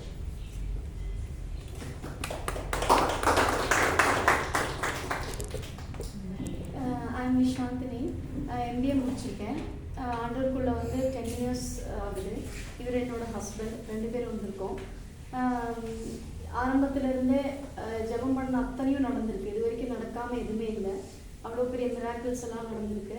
இப்போ லாஸ்ட் ஒரு 1 இயர் பேக் எல்லாமே வீட்டில் மதர்-இன்-லா, ஃபாதர்-இன்-லா எல்லாமே வந்து டியூமர் அண்ட் கேன்சர் இப்படி நிறைய இறந்துட்டாங்க. அப்போ கொஞ்சம் மனசு தளர்ந்து போச்சு. அப்போ என்னடா இது, நம்ம இப்படி இருந்து ஸ்ட்ராங்காக இருந்தோம், இப்படி ஆயிடுச்சு அப்படின்னு சொல்லி ரொம்ப குழப்பத்தில் இருக்கும்போது கொஞ்சம் ஜபத்துலேருந்து பின்வாங்கி அப்படியே இருந்துட்டோம். அப்புறம் ஒரு நாள் ரொம்ப கஷ்டப்பட்டு ரொம்ப பண கஷ்டம் அந்த மாதிரி வரும்போது முடியாமல் ஒரு நாள் உட்காந்து ஆண்டவர்கிட்ட நான் தனிமையில் ரொம்ப நேரம் பேசினேன். என்ன ஏசப்பா, என்னை ஒரு நோக்கத்துக்காக எடுத்தீங்க, இவ்வளோ கஷ்டம் இருக்கே வாழ்க்கையில், அதுக்கான பதில் என்ன அப்படின்னு சொல்லி கேட்கும்போது அன்றைக்கி வந்து ஒரு பெரிய மிராக்கிள் நடந்தது. எங்களுக்கு எதிர்பாராத நேரத்தில் எந்தெந்த அமௌண்ட் வரணுமோ எல்லாம் வந்து எங்களோட பண கஷ்டம் அடுத்த செகண்ட் அப்படியே மாறி போயிடுச்சு. ஸோ அதிலேருந்து நாங்கள் கிரேஸ் ஆஃப் காட்குள்ளே வந்துட்டு 2 பேரும் இந்த ஒரு 6 மாதம் இதில் வந்து இந்த கிரேஸை பிடிச்சி கிருபையை பிடிச்சி நமக்காக இயேசு எல்லாம் செஞ்சு முடிச்சிருக்கிறாரு அதை பிலீவ் பண்ணி வரும்போது அடுத்து லைஃப்பில் பெரிய மிராக்கிள். அப்படி வரும்போது தான் எனக்கு வந்து நிறைய கிளாஸ்க்கு ஜாயின் பண்ணணும், பைபிளை பற்றி நிறைய படிக்கணும், இந்த கொழுந்து விட்டு எரிகிற மாதிரி இந்த பைபிளை வந்து நிறைய தியானிக்க தொடங்கினேன். அப்படி தியானிக்கும் போது பரிசுத்த ஆவியானவரோட ப்ரெசன்ஸை நான் வாங்கிக்கிட்டேன். அந்நிய பாஷையில் பேசுகிற ப்ரெசன்ஸையும் வாங்கிக்கிட்டேன். அப்படி இருக்கும் பொழுது எனக்கு இன்னும் கொஞ்சம் கற்றுக்கணும், பைபிள் நிறைய படித்து கற்றுக்கணும், அப்படி எங்கேயாவது ஊழியத்துக்கு போகணுன்னா கூட நமக்கு அது ஒரு பேசிக்காக வரணும் அப்படின்னு தெரியறதுனால பைபிள் காலேஜ் நான் படிக்கணும் அப்படின்னு. அப்போ இங்கே எங்கேயுமே பைபிள் காலேஜ் இல்லை. அப்போ நான் வந்து ஒரு 2 வீக்ஸ் பிஃபோர் நான் ப்ரேயர் பண்ணியிருந்தேன், எனக்கு பைபிள் காலேஜ் படிக்கணும் ஏசப்பா, எனக்கு குழந்தைங்களாம் இருக்கிறதுனால நான் வெளியில் போக முடியாது படிக்கிறதுக்கு, அதனால எனக்கு நீங்கள் அப்படி உங்கள் சித்தம் இருந்தால் எனக்கு காமிச்சிட்டாங்க, அது என் சர்ச் குரூப்பில் வரணும், எனக்கு போய் வெளியில் இன்ஃபர்மேஷன் கிடைக்காது அப்படின்னு சொல்லி ஜெபம் பண்ணி நெக்ஸ்ட் டேவே எங்கள் பாஸ்டர் வந்து இப்படி ஒரு பைபிள் காலேஜ் நடக்குதுன்னு சொல்லி மெசேஜ் போட்டார். அதனால நான் ஆர்வத்தோட உடனே நான் எதிர்பார்க்கல, இவர்கிட்ட சொல்லிட்டு உடனே 2 பேரும் கிளம்பிட்டோம். ஸோ ஃப்யூச்சரில் நான் மினிஸ்ட்ரி பண்ணணும், அதுதான் என்னோட எய்ம்.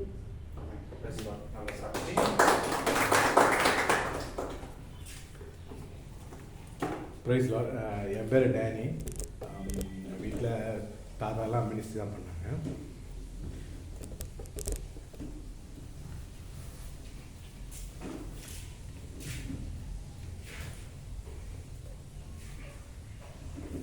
எனக்கு ஊழியம் பண்ணுறதுக்கான ஆசை இல்லை.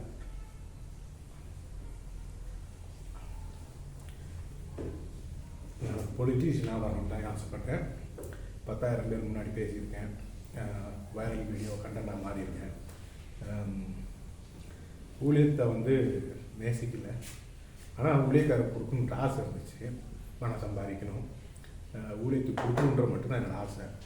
ஊழியம் செய்யணுன்றது எனக்கு ஆசை கிடையாது. ஆனால் சின்னதுலேருந்தே தீர்க்கதரிசனம் சொல்லுவாங்க, நீ ஊழியம் பண்ணுவா அப்படின்னு. பட் எனக்கு அதில் விருப்பம் இல்லை. ஆனால் இன்னைக்கு எங்கள் அம்மா இறந்து ஃபஸ்ட் இயர்.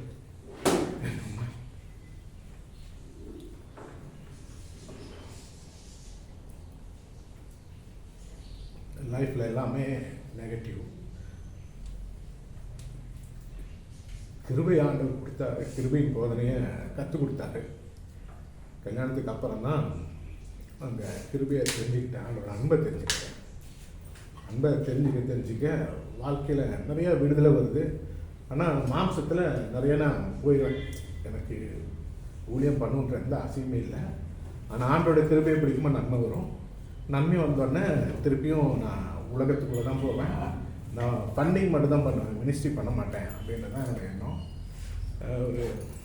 ஒரு சக்ஸஸ்ஃபுல் பொலிட்டிஷியனாக இருக்கணும், நன்மை செய்யணும், பேர் புகழ் வாங்கணும், அந்த மாதிரி ஒரு கண்ணோட்டத்தில் என்னோட லைஃப் பின்னாடி இருந்துச்சு. ஆனால் வீட்டை சுற்றி நடக்கிறதெல்லாம் நெகட்டிவ் தான்.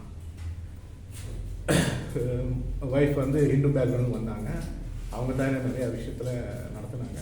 ஆனால் இப்போ ஒரு வருஷ காலமாக மறுபடியுமாக நான் விட்ட பைபிளை படிக்க தொடங்கிட்டோம், அவரோட கிருபையை படிக்க தொடங்கிட்டோம். அவர் சூப்பர் மிராக்கெல்லாம் பண்ணியிருக்காரு, எவ்வளவோ எங்களை வச்சு எங்களுக்கே ப்ராக்டிஸ் கொடுத்துருக்காரு. ஆனால் அதெல்லாம் மறந்து நாங்கள் அப்படியே பின்னாடி உலகத்தை பார்த்து அதுக்குள்ளேயே இருப்போம். சரி, இதுக்குள்ளே போய் நம்ம தேவையில்லாமல் பேரை கற்றுக்கிறதா, நம்ம தேவையில்லை, வீட்டில் எல்லாம் ஊழியம் பண்ணியிருக்காங்க போதும் அப்படின்ற ஒரு அப்படியே ஸ்டெப் பேக் தான்.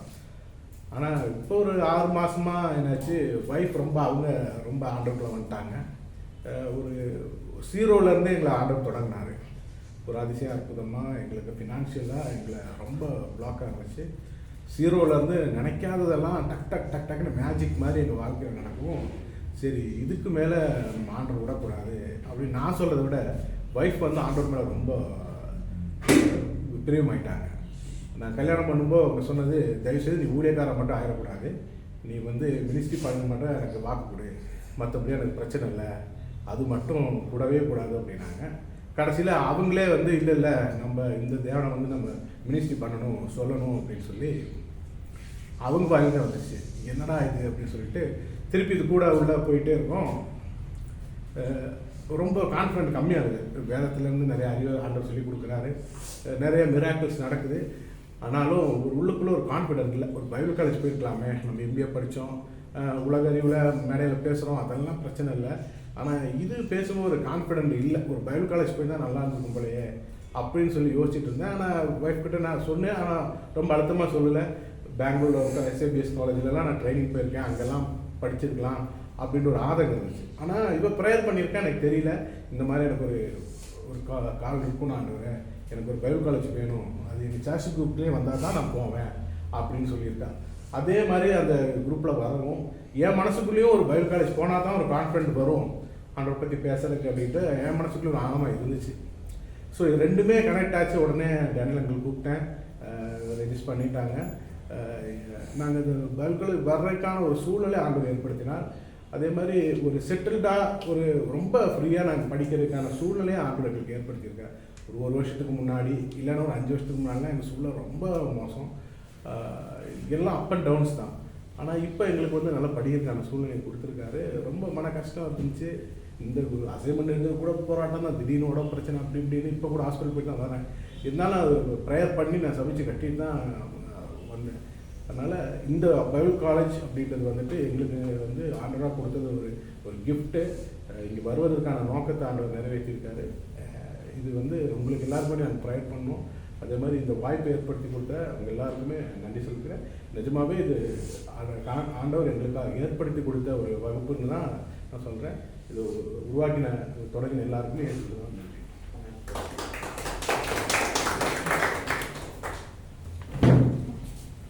என் பேர் மேகி, நான் வெட்டக்கும்ப சமரகத்தை செல்வேன்.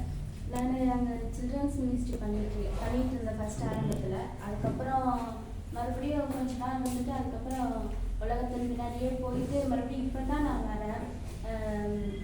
பைபிள் ரெக்கார்டும் பண்ணிட்டு இருக்கேன், ஸ்டடி பைபிள்.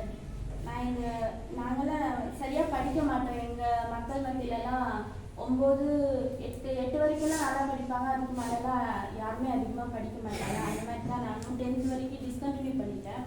அதுக்கப்புறம் எனக்கு ஆசை இருக்குது பைபிள் படிக்கணும், பைபிள் காலேஜெல்லாம் போகணுன்னா. ஆனால் அதுக்கெல்லாம் குவாலிஃபிகேஷன் கேட்பாங்க, நமக்கு அது வராது.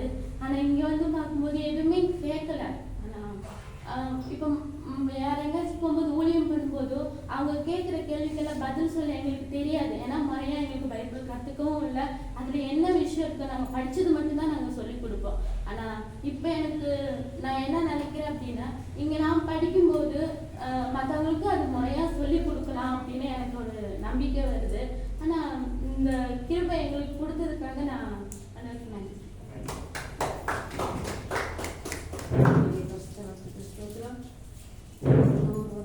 பார்த்துக்கிறேன். ஆனால் அவர் ஏற்றுக்கொண்டு 30 வருஷம் இருக்கும்.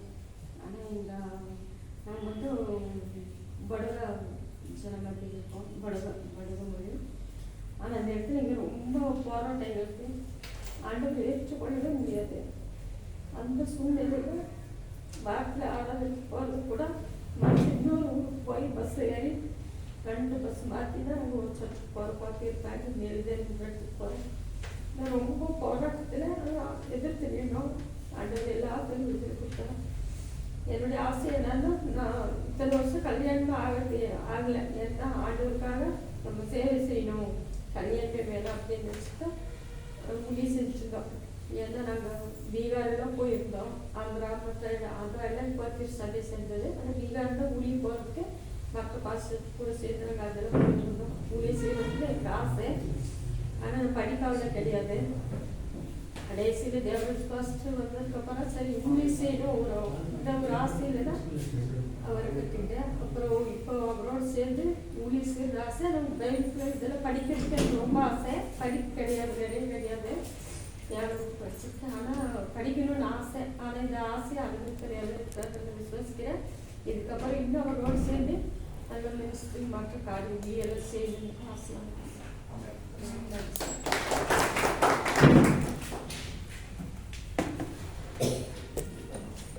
என் பேர் குமார். பெட்டக்குரும்பா மொழியில் வந்து அந்த டேனியல் கூட சேர்ந்து 14 வருஷமாக வந்து மொழிபெயர்ப்பு ஊழியத்தில் எங்கள் பாஷையில் நாங்கள் பண்ணிகிட்ருக்கோம். இப்போ எனக்கு வந்து இந்த ஸ்டடி காலேஜ் வந்து ஜாயின் பண்ணது வந்துன்னா, இப்போது நாங்கள் மொழிபெயர்க்கிறோம். ஆனால் இது வந்து ஒரு 3-4 வருஷத்துக்கு வந்து முடிஞ்சிடும். அதுக்கப்புறம் வந்து மக்கள்கிட்ட வந்து நம்ம இதை வந்து சேர்க்கணும். இல்லைன்னா ஒரு சபையாக நம்ம ஆரம்பித்து சபை மக்களுக்கு வந்து ஒரு பாஸ்டாக இருந்து நம்ம நடத்தணும்னா எப்படி இருந்தாலும் அந்த ஆண்டவருடைய வேதாகமத்தை வந்து நம்ம முறையாக கற்றுக்கணும். அது வந்து அப்போ தான் அந்த மக்களுக்கு ஐயா சொன்னது போல் அந்த இப்போ இருக்கிற அந்த மக்களுக்கு வந்து அந்த நியூஸ் பேப்பர் இன்ஸ்டிடியூட் இம்ப்ளை பண்ணாரோ அது போல் நம்மளும் அதில் நல்லா தெரிஞ்சால் தான் வசனம் நல்லா தெரிஞ்சால் தான் நம்ம மக்களுக்கு அந்த கரெக்டாக நம்ம போய்ட்டு சேர்க்க முடியும். ஆனால் நாங்கள் மொழிபெயர்ப்பில் இருந்தாலும் கூட நிறைய வந்து அந்த வரலாறு வந்து அவ்வளோ நமக்கு தெரியாது. பின்னணி என்ன அதெல்லாம் வேதாகம கல்லூரியில் நம்ம கற்றுக்கும் போது தான் அந்த வரலாறு நம்ம நல்லா புரிஞ்சிக்க முடியும். அது வச்சு தான் நம்ம மக்களுக்கு வந்து சில விஷயங்கள் வந்து நம்ம சொல்ல முடியும். சில விஷயம் வந்து நம்ம உலகத்தோடு சேர்த்து பேசுகிற ஆண்டவர் வந்து சொல்கிறாரு, உலகத்துக்குரிய காரியத்தை வச்சு சொன்னாலே உங்களுக்கு புரிய மாட்டேங்குது. அப்படி இருக்க பரம காரியத்தை குறித்து சொன்னா எப்படி உங்களுக்கு புரியும் அப்படின்னு மக்களுக்கு வந்து நம்ம புரிய வைக்கணும்னா சில டைம் இந்த உலகத்தோட சில விஷயத்தை சேர்த்து சொல்லும்போது அது வந்து புரியும். அதுக்கு வந்து வேதாகமம் வந்து நம்ம நிறையா கற்றுக்கணும். ஃப்யூச்சரில் வந்து ஒரு நல்ல பாஸ்டாக வந்து இருக்கணும் அப்படின்ற ஒரு இதுக்காக தான் அது ஒரு இந்த பைபிள் காலேஜ் வந்து நான் ஜாயின் பண்ணேன். அதுக்காக நான் வந்து நன்றி சொல்கிறேன்.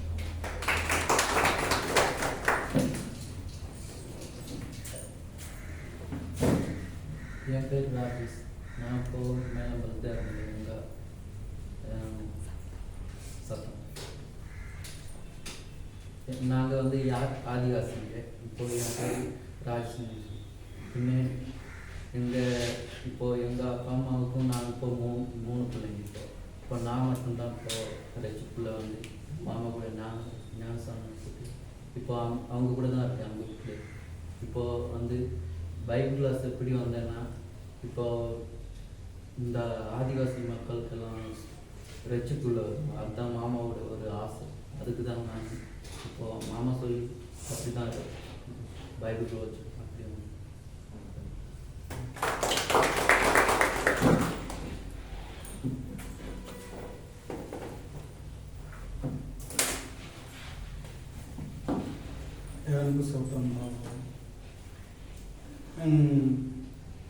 நான் ரட்சிப்புக்குள்ளே வந்தது எப்படின்னு சொன்னேன்னா, எங்கள் மக்கள் பனியா மக்கள் அவங்க எப்போ பார்த்தாலும் தண்ணி போட்டே இருப்பாங்க. தெரியும் எல்லாருக்குமே, இந்த ஊரில் பொறுத்தளவுக்கு எல்லாருக்குமே தெரியும். எங்கள் கிராமங்கள் 150 கிராமங்கள். இந்த மக்கள் மத்தியில் எப்படியாவது இந்த சுவிசேஷத்தை, இந்த சத்தியத்தை அறிவிக்கணும் என்றதுக்காகவே நான் இந்த கிறிஸ்துக்குள் நான் வர காரணமே தான். எப்படின்னு சொன்னான்னா, அந்த மக்கள் அழிஞ்சு போகக்கூடாது. அதுதான் என்னுடைய நோக்கம். எனக்கு பெரிய படிப்பு ஒன்றும் இல்லை, ஆனால் என்னுடைய மக்கள் மத்தியில் இந்த ஊழியத்தை செய்யணும்.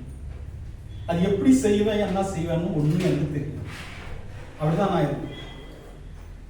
ஆனால் இந்த 150 கிராமத்தில் 83 காலனிகளை நாங்கள் ஒரு ஊழியம் செஞ்சுருக்கோம்.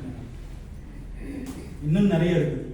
அப்போ அந்த காலனிலையும் இந்த ரட்சிப்பினுடைய சத்தம் கேட்கணும். அப்படிதான் இருக்கும்போது மசனகுடியில் டாக்டர் பாபு நரேந்திரன் 1 வருஷமா ஒரு பைபிள் காலேஜ் வச்சுருந்தாங்க. அதில் தேவராஜ் ஐயாலாம் எங்களுக்கு கற்றுக் கொடுத்தாங்க 1 வருஷம். அதில் 1 வருஷம் எனக்கு பத்தாது. ஆனால் இப்படி ஒரு பைபிள் காலேஜ் இங்கே தொடங்கும் போது அண்ணன் சொன்னாங்க, அண்ணனா எனக்கு 22 வருஷம் எனக்கு தெரியும். அப்போ அண்ணன் சொன்னாங்க, சரி நீங்களும் வாங்க, வந்து தான் கற்றுக்குங்க அப்படின்னு. அப்போ அவர் சொன்னதுனால நான் வரல, ஆனால் கர்த்தர் என்னோடு கூட பேசுறேன். இன்னும் கற்றுக்கணும், இன்னும் நிறைய காரியங்கள் இந்த வழியில் கற்றுக்கணும். கற்றுக்கொண்டால் மாத்திரமே தான் என்னுடைய மக்கள் மத்தியில் இந்த ஊழியத்தை செய்ய முடியும். ஆனால் இதை விட சில பிரச்சனைகள் என்னுடைய வாழ்க்கையில கடந்து வந்து 2014 எனக்கு ஹார்ட் அட்டாக் வந்துச்சு. விசாசம் நினைச்சா கொண்டுடலாம், ஆனால் டாக்டருங்கெல்லாம் எழுதி கொடுத்துட்டாங்க. எங்க மனைவி கிட்ட இவரு இறந்து போயிடுவாரு, இன்னும் இவங்க பார்க்க வேண்டாம் அப்படின்னு சொன்னாங்க. ஆனா கர்த்தர் அந்த இடத்துல இருந்து எடுத்துனாரு. அதுக்கப்புறமா 2016 எனக்கு வேற ஒரு பிரச்சனை வந்துச்சு. நானும் வேற ஒரு ஊழியக்காரரும் அப்படியே பைக்கில் போயிட்டு இருக்கும்போது வேற ஒரு காருக்காரன் அப்படியே அடிச்சுட்டான். என் தொடையால் உடஞ்சிருச்சு. இப்போ ஸ்டீல் தான் இருக்கு. அப்பவும் நான் செத்துருவேன் அப்படிதான் நினைச்சேன். ஆனால் அப்பவும் கர்த்தர் எனக்கு இல்லை. இந்த மக்களுக்காக இன்னும் அதிகமாக ஊழியம் செய்யணும், அதிகமாக இந்த தேவனுடைய வார்த்தைகளை கொடுக்கணும்னு எனக்கு ஒரு வாஞ்சை இருந்துச்சு. அந்த வாஞ்சை இன்னைக்கு நிறைவேறினதுனால நான் கர்த்தருக்கு நன்றி சொல்லியிருக்கேன். அருமையான ஐயா, நாங்கள் கடந்த நாட்களுக்கு நாங்கள் பாப்பும் கிராமத்துக்கு போயிருந்தோம். சில வார்த்தைகள் நம்ம பேசினாங்க. இந்த பைபிள் காலேஜ் நடக்குது, நீங்கள் வாங்க அப்படின்னு. ஆனால் கர்த்தர் இன்னும் அதிகமாக கற்றுக்கொள்ள கர்த்தரை எங்களுக்கு ஞானத்தையும் அறிவையும் தரதுக்காக ஜெபம் பண்ணுங்க. அது மாத்திரமல்ல, எனக்கு 2 பசங்க, மனைவி இருக்காங்க.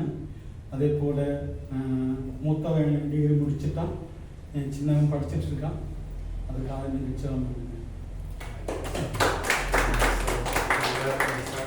கேட்டு எங்களுக்கு ஆண்டவர் இன்னும் அதிகமான பொறுப்புகள் தரார். இன்னும் இந்த பைபிள் காலேஜை நாங்கள் விளையாட்டாக இருக்கக்கூடாது, சீரியஸாக இருக்க வேண்டும். இன்னும் எங்கள் டைமை நாங்கள் ஸ்பெண்ட் பண்ணணும் அப்படின்னு சொல்லி இந்த சாட்சிகள் நிமித்தமாக ஆண்டவர் எங்களுக்கு ஒரு உணர்த்துதலை தராரு, ப்ளஸ் இன்னும் உற்சாகத்தையும் தராரு. ஸோ ஒரு நாட்கள் இன்னும் அநேகர் வருவாங்க, நம்ம விடுவாங்க. பிரேக்குக்கு போகிறதுக்கு முன்னாடி ஒரு 5 to 10 minutes என்னுடைய சாட்சியும் சுருக்கமாக நான் சொல்லிடுறேன்.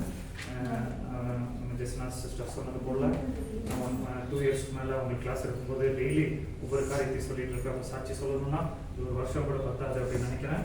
ஆனால் முக்கியமான காரியங்கள் எப்படி ஆண்டவர் இந்த இது கொண்டு வந்திருக்காருன்னு சொல்லி நம்ம அடுத்தது பிரேக் முடித்தவங்க கிளாஸுக்கு போகலாம். இப்போ பாருங்கள், நான் ஸ்கூல் படிக்கும்போது நான் ஸ்கூலில் ஆவரேஜ் ஸ்டூடெண்ட்டாக இருந்தேன். எங்கள் Saint Thomas English higher secondary ஸ்கூலில் படித்தேன்.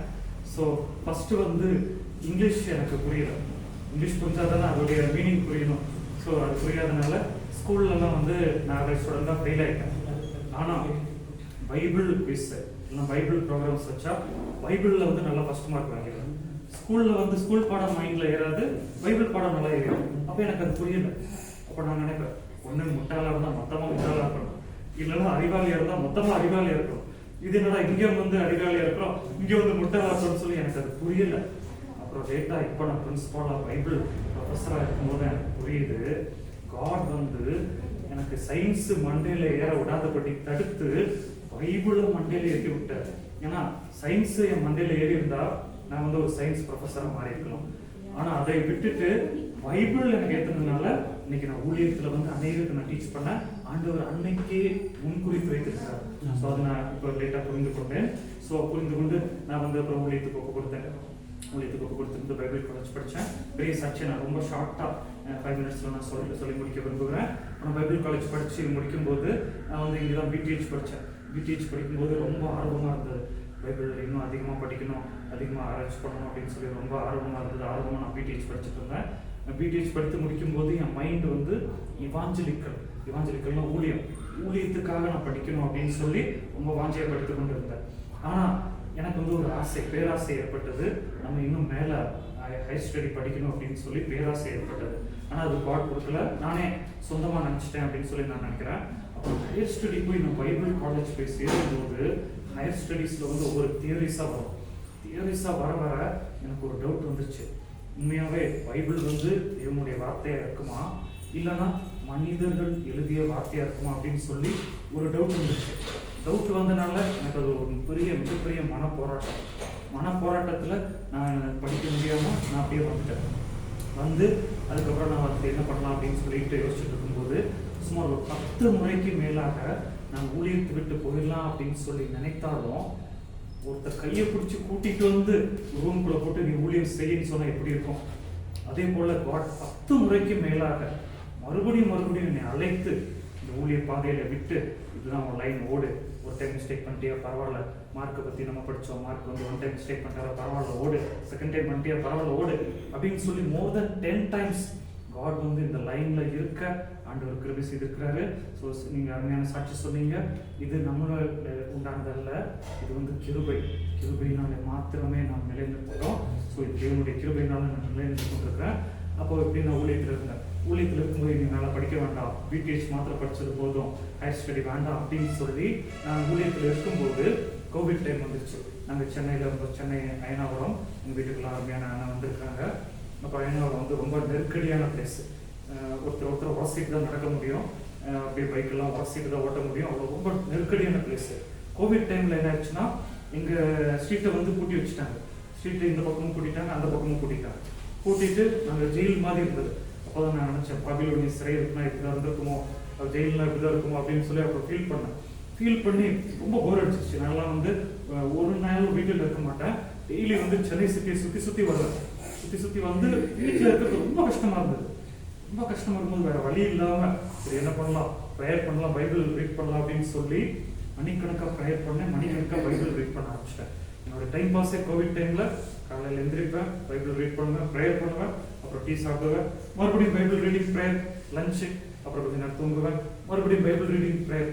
தினந்தோறும் ஒரு 5 மணி நேரத்துக்கு மேலே பைபிள் ரீடிங் ப்ரேயர் இந்த கோவிட் டைமில் ஈடுபட ஆண்டவர் கிருபை செய்தார். ஸோ அந்த டைமில் ஆண்டவர் ஒரு விஷயம் எனக்கு காண்பித்தார். என்ன விஷயம்னா, என் வலையில் வந்து மீன் வந்து விழுது. மீனுக்கு வந்து நான் சாப்பாடு கொடுக்குறேன், ஆகாரம் கொடுக்குறேன். அந்த சாப்பாடை அந்த மீன் சாப்பிட்டு பெரிய மீனா திமிங்கலமாக மாறுது. திமிங்கலம் வந்து போய் குட்டி போடுது. ஸோ மீன் வந்து என் வலையில் வந்து விழுது, மீனுக்கு நான் சாப்பாடு கொடுக்குறேன், மீன் பெரிய மீனா திமிங்கலமாக மாறி திமிங்கலம் போய் குட்டி போடுது. இந்த விஷயம் எனக்கு கோவிட் டைமில் எனக்கு கொடுத்தாரு. ஆனால் அதோட அர்த்தம் எனக்கு புரியல. அர்த்தம் புரியாமல் இருக்கும்போது நான் ப்ரேயர் பண்ணிட்டு இருந்தேன். அப்போ தான் கோவிட் டைமில் சென்னையில் ஒரு சிஸ்டர் வந்து எனக்கு கால் பண்ணி பிரதர் சர்ச்செல்லாம் கூட்டிட்டாங்க பிரதர், வசனம்லாம் மறந்து போகிற மாதிரி இருக்குது, ஏன் நீங்கள் ஃபோனில் எங்களுக்கு வசனம் சொல்லி கொடுக்கக்கூடாதா அப்படின்னு சொல்லி கேட்டாங்க. ஓகே, நம்ம சும்மா வீட்டில் என்ன பண்ணிருக்கிறோம், சரி ஃபோனில் பேசி வசனம் சொல்லிக் கொடுப்போம் அப்படின்னு சொல்லி வசனம் சொல்லி கொடுக்க ஆரம்பித்தேன். ஒருத்தர் வந்து அடுத்த நாள் என்ன பண்ணிட்டாங்கன்னா இன்னொருத்தரை ஃபோனில் கான்ஃபரன்ஸில் கூட்டிகிட்டு வந்தாங்க. 2 பேர் வந்து 4 பேரை கூட்டிகிட்டு வந்துட்டாங்க. 3வது நாள் 4 பேர், 4வது நாள் 8 பேர். அப்படி தான் நம்ம ஜெஸ்ஸினா சிஸ்டர்லாம் வந்தாங்க. வந்து ஏறக்குறைய 100 பேர் அந்த கான்ஃபரன்ஸில் அப்படியே லிங்காக வந்து அதுக்கப்புறம் நாங்கள் மீட்டிங்ஸ் எல்லாம் வச்சோம். கோவிட் முடிந்த பிற்பாடு அநேகர் வந்து சாட்சி சொன்னாங்க. பைபிள் ஸ்டடி மூலமாக வேதத்தை கற்றுக்கொண்டு எங்களால் முடிந்த ஊழியத்தை நாங்கள் செய்து கொண்டு இருக்கிறோம், செய்வோம் அப்படின்னு சொல்லி அநேகர் சாட்சி சொன்னாங்க. அப்போ தான் நான் அந்த தரிசனத்தோடைய அர்த்தத்தை புரிந்து கொண்டேன். மீன் வந்து விசுவாசிகளை குறிக்கிறது. விசுவாசிகளை ஆண்டவர் என்கிட்ட அனுப்புகிறார். நான் வந்து என்ன பண்ணுறேன்னா ஆகாரமாகிய பைபிள் ஸ்டடி அவங்களுக்கு கொடுக்குறேன். அதை அவங்க சாப்பிட்டு ஸ்ட்ராங் பிலீவரா, பெரிய பிலீவரா, திமிங்கலமாக மாறுறாங்க. திமிங்கலமாக மாறி திமிங்கலம் வந்து குட்டி போடுதுன்னு ஆத்துமாதாயம் செய்கிறாங்க. ஸோ அநேகர் வந்து ஜஸ்ட் எனக்கு தெரியும், நான் ஃபோட்டோஸ் எல்லாம் வச்சிருக்கிறேன், அப்புறமா காட்டி தரேன். ஃபோன் மூலமாகவே இந்த ஒரு சர்ச் உள்ள ஒரு பில்டிங்கில் எதுவுமே இல்லை, ஃபோன் மூலமாகவே ஜஸ்ட் இந்த மொபைல் மூலமாகவே ஊருக்கும் மேற்பட்டவருக்கு ட்ரைனிங் கொடுக்க ஆண்டவர் கிருபை செய்தாரு. பெரிய மீட்டிங்லாம் வைக்க கிருபை செய்தாரு. பல இடங்களில் நடத்த கிருபை செய்தார். ஆண்டவர் தாமே மென்மைப்படுவதாக. ஸோ நான் அப்படி உட்கார்ந்துருக்கும் போது ஆண்டவர் எனக்கு ப்ரேயர் பண்ணுவது உணர்த்தினாரு. நாளைக்கு நீ வந்து அநேகருக்கு சர்டிஃபிகேட் கொடுக்கணும். உன்னுடைய அழைப்பு வந்து ஊழிய அழைப்பு தான். நீ அநேகருக்கு சர்டிஃபிகேட் கொடுக்கணும். ஸோ யாரும் வந்து உனக்கு கொஸ்டின் கேட்கக்கூடாது. எந்த அதிகாரத்தில் நீ சர்டிஃபிகேட் கொடுக்குற அப்படின்னு சொல்லி உனக்கு கொஸ்டின் கேட்கக்கூடாது. ஸோ நீ இன்னும் மேல் படிப்பு படிக்கணும்னு சொன்னதுனால மேல் படிப்பு படித்தா தியரிஸ் எல்லாம் மண்டையில் எழுச்சுன்னா நமக்கு வந்து வெயிட்டு போயிடும். ஆனாலும் சர்டிஃபிகேட்டில் இது போகணும்னு சொல்லி நான் வந்து டாக்டரேட் அப்ளை பண்ணி இப்போ டாக்டரேட் படித்து கொண்டு இருக்கிறேன். டாக்டரேட் படித்து கொண்டு இருக்கிறதுனால லாஸ்ட் இயர் நான் பிரின்சிபலாக இருந்து என்னையும் கிரீன் இங்க்ல சைன் போட ஆண்டவர் கிருபை செய்கிற அநேக மாணவர்களுக்கு. ஸோ ஆண்டவர் ஒரு காரியத்தை நம்ம லீட் பண்ணுறாருன்னா நம்ம அதுக்கு ஒபே பண்ணணும். ஒபே பண்ணும்போது அதுக்கு ஏற்ற நன்மைகளை அவர் தருவார். ஸோ இப்போ இந்த லைசன்ஸோட நம்ம இதை ஸ்டார்ட் பண்ணியிருக்கிறோம். என்ன விஷயம்னா மேக்கிங் டிசைபிள்ஸ். உங்களை வந்து நாங்கள் சீஷர்களாக நாங்கள் உருவாக்குவோம். பைபிள் நாலேஜ் மாத்திரம் அவங்க தலையில் கொடுத்துட்டு பைபிளை வச்சு ஃபில் பண்ணி போகிறது எங்கள் தரிசனம் கிடையாது. இங்கே வந்து எல்லாருமே டிசைபிள்ஸாக சீஷிகளாய் மாறி நீங்கள் ஊழியம் செய்ய வேண்டும். அது மாத்திரமல்ல, செகண்ட் ஸ்டெப் இருக்கு. நீங்கள் எல்லாருமே தலைவர்களாக லீடர்ஸாக மாற வேண்டும். எங்கள் பைபிள் காலேஜ் நான் இப்போ சென்னையில் டாக்டரேட் படித்து கொண்டு இருக்கிறேன். எங்கள் பைபிள் காலேஜோடைய ஒரு மெயின் மோட்டோ என்னன்னா, மெயின் உபதேசம் என்னன்னா சர்வன்ட் லீடர்ஷிப். ஸோ ஜீசஸ் மனுஷகுமாரன் வந்து ஊழியம் கொள்ள வராமல் ஊழியம் செய்ய வந்தார். Son of man came to serve, not to be serve. அப்போ அவர் ஊழியம் வாங்க வரல, வேலை வாங்க வரல, வேலை செய்ய வந்தார். சீஷர்களுடைய காலை கழுவினாருங்க. அதோடைய அர்த்தமெல்லாம் பைபிள் பேக்ரவுண்டில் நம்ம பார்த்தோம்னா ரொம்ப டீப்பாக இருக்கும். யோவான் ஸ்நானன் சொல்கிறாரு, நான் வந்து அவருடைய பாதரட்சியின் வாரை அவிழ்ப்பதற்கு பாத்திரம் அல்ல அப்படின்னு. அர்த்தம் என்னன்னா ஷூலேஸ் அவிழ்க்கு நான் பாத்திரம் அல்ல அப்படின்னு சொல்லி. ஜீசஸ் வந்து என்ன பண்ணுறாருன்னா காலை கழுவினார். அதோடைய பேக்ரவுண்ட் என்னன்னா யூதர்கள் வந்து அந்த காலத்தில் வேலைக்காரர்கள் வைத்திருப்பாங்களாம். ஸோ வேலைக்காரருடைய வேலை என்னன்னா கெஸ்ட் யாராவது வந்தால் கெஸ்டோடைய ஷூலேஸ் அவுத்துட்டு உள்ள கூட்டிகிட்டு வரணுமா. அப்போது வேலைக்காரரோட வேலை அது. இன்னொரு வேலைக்காரர் பார்க்கணும், வான் சர்வன்ட், அடிமையோட வேலை என்னன்னா கெஸ்ட் வந்து வீட்டுக்குள்ள வராம கெஸ்டோடைய அழுக்கு காலை தேய்ச்சி கழுவி கெஸ்ட்டை உள்ள விடணுமா. இப்போ யோவான் ஜான் த பேப்டிஸ்ட் என்ன சொல்றாருன்னா, நான் வந்து சர்வன்ட் அப்படின்னு சொல்லி அவரை தாழ்த்துக்கிறாரு. ஜீசஸ் என்ன சொல்றாருன்னா, நான் வான் சர்வன்ட், அடிமைன்னு சொல்லி அவரை மிகவும் தாழ்த்துகிறார்கள் பிரியமானவர்களே. ஸோ இந்த பைபிள் காலேஜோடைய ஃபர்ஸ்ட் மோட்டோ வந்து டிசைபிள்ஷிப். நீங்கள் எல்லாருமே சீஷர்களாக மாற வேண்டும். ரெண்டாவது மோட்டோ வந்து லீடர்ஷிப். நீங்கள் வந்து நான் எங்களுடைய கிளாஸ்லாம் அதை பேஸ் பண்ணி தான் இருக்கோம். நீங்கள் வந்து லீடராக மாறுவீங்க, ஒருத்தர் லீடராக மாறுவீங்க. ஸோ நீங்கள் நினைக்கலாம், நான்லாம் எப்படி லீடராக மாற முடியும் அப்படின்னு நினைக்கலாம்.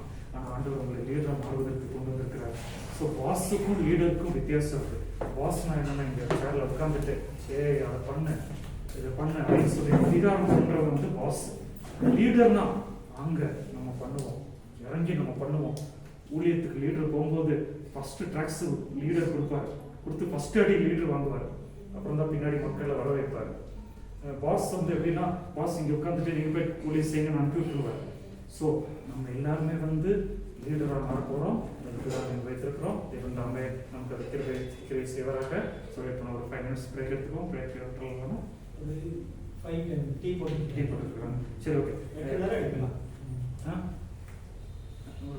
டீ மட்டும் சரி, ஓகே. 5 minutes 5 minutes 5 minutes நம்ம பிரேக் எடுத்துக்கலாம். பிரேக் எடுத்துக்கிட்டு நம்ம சொன்ன சப்ஜெக்டை பற்றி நான் இன்ட்ரோடியூஸ் பண்ண போகிறேன்.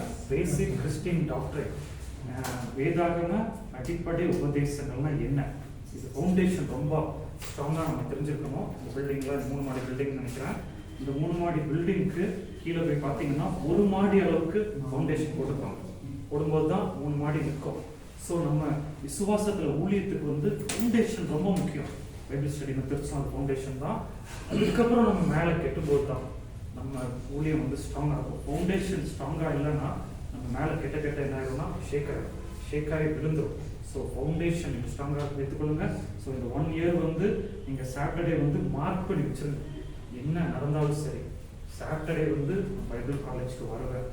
எனக்கு ஹாஸ்பிட்டலைஸ்ட் ஆனாலும் பரவாயில்ல, நான் இங்கே வந்து உட்காந்துருப்பேன், பெட்ரீடனில் இங்கே உட்காந்துருப்பேன் அப்படின்னு சொல்லி ஒரு தீர்மானம் எடுங்க. நல்ல தீர்மானம் எடுப்பீங்க. எடுக்கும்போது அந்த உங்களுக்கு கிருபை செய்வதாக. ஓகே, என்ன டவுட்ஸ்னாலும் நீங்கள் கேட்கலாம். ஏதாச்சும் டவுட்ஸ் இருக்கா, பைபிள் காலேஜ் எத்தனை வருஷம் அப்படின்னு எந்த டவுட்ஸ்னாலும் நீங்கள் கேட்கலாம். நாங்கள் உங்க கூட இருப்போம். ஸோ நீங்கள் பயப்படாதீங்க, இது எல்லாமே உங்கள் ஊர். சாட்சியில் அருமையாக சொன்னீங்க. நம்ம ஊர் இது. நான் தான் புதியவன், சென்னையில் செட்டில் ஆகிட்டு கொண்டு இருக்கிறேன். ஸோ நான் தான் உங்களை பார்த்து பயப்படணும். நீங்கள் வந்து உங்கள் ஊர், உங்கள் ஏரியா. ஸோ நீங்கள் ஃப்ரீயாக வந்து பேசுங்க, ஃப்ரீயாக இது பண்ணுங்க. நாங்கள் தான் எங்களுக்கு வழியில் 5 minutes பிரேக் எடுத்துக்கோங்க. பிரேக் எடுத்து முடிச்சோன்னா இந்த கிளாஸ் போகலாம். தேங்க்யூ. பேசலாம்.